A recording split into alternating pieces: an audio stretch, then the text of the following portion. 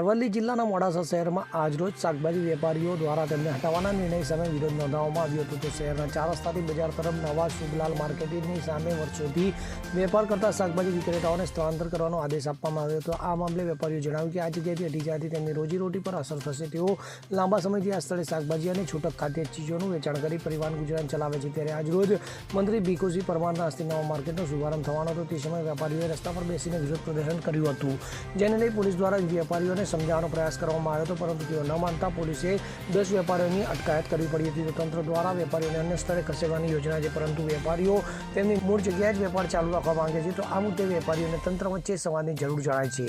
Bureau report CN24 news. હવે જુઓ દેશ દુનિયાની તમામ ખબરો તમારી આંગળીના ટેરવે.